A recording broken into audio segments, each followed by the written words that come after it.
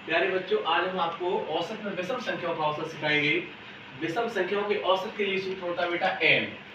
n का मतलब होता है नंबर, जितने नंबर है उतना ही आपका आंसर आएगा। जैसे मैंने कहा प्रथम 20 विषम संख्याओं का औसत बताइए। विषम संख्याओं का औसत बताओ।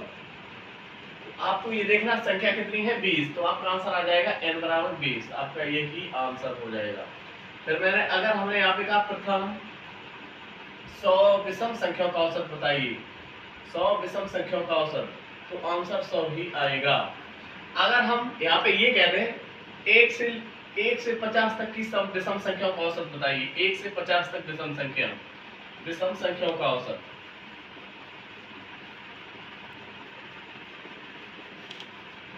तो आंसर 50 नहीं आएगा, क्योंकि यहाँ प्रथम 20 कहा गया, यहाँ प्रथम 100 गया। प्रथम जब होता है तो इसका मतलब विषम संख्या छठी होती है। अगर 1 से कहा जाए तो हम 1 से जब लिखेंगे 1 2 3 4 5 6 7 8 डॉट डॉट डॉट 50 तक, तो हमें इससे ये साबित हुआ कि इसमें एक सम है, एक विषम है, एक सम है, एक विषम है।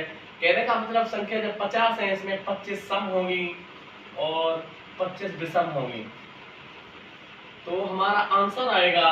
विषम संख्याओं की औसत होता है नंबर्स कितने हैं 25, तो आपका आंसर 25। इस तरह से हम और देखेंगे। आपको ध्यान रखना होगा, अगर प्रथम लिखा है तो आंसर वही रहेगा, अगर प्रथम नहीं लिखा है तो आंसर आपका उसमें आधे नंबर्स करने पड़ेंगे, आधा ही आंसर हमारा हो जाएगा। अब हम देखेंगे संख्याओं पर आधारित प्रश्न। संख्याओं पर आधारित प्रश्न। संख्याओं पे आधारित प्रश्न के लिए सबसे पहले आपको ये सूत्र याद रखना होगा, औसत बराबर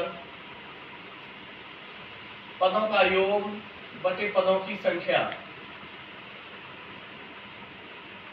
अब जब भी आप योग निकालेंगे तो योग बराबर सूत्र हो जाएगा औसत इनटू पदों की संख्या। ध्यान रखने वाली बात यह है, जब भी आप योग निकालेंगे तो औसत इंटू पदों की संख्या में गुणा करेंगे तो योग निकलेगा।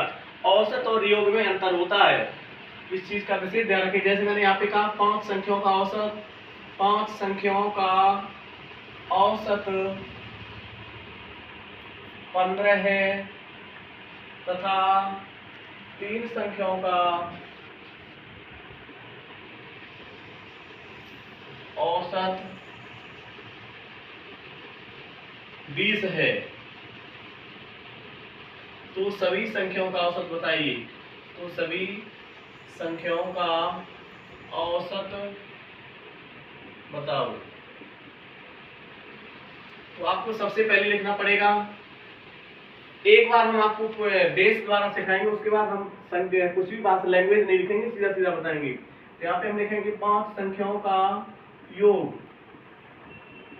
यहाँ पे औसत है, यहाँ हम योग निकालेंगे। मैंने कहा था औसत का योग में गुणा कर देंगे, तो औसत का पदों की संख्या में गुणा, तो 5 15 गुणा 5 हो जाएगा 75। उसके बाद 3 संख्याओं का योग, तो हम यहाँ लिखेंगे 3 संख्याओं का योग, तो 3 गुणा 20 हो जाएगा 60, क्योंकि औसत इंटू पदों की संख्या, औसत है तुम्हारा 20 संख्या है 3, 60 हो जाएगा। अब सभी संख्याओं का, सभी संख्या कितनी हो गई 5 और 3 8, तो 8 संख्याओं का औसत निकालेंगे। औसत बराबर होता पदों का योग।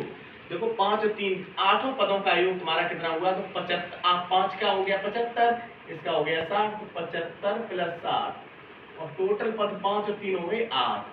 तो हम देखेंगे यहाँ 5 यहाँ 7 6 13, 135 बटे 8, इसे दशमलव में बताएंगे 135 8, 8 एकम 8 बचा 4 42, 8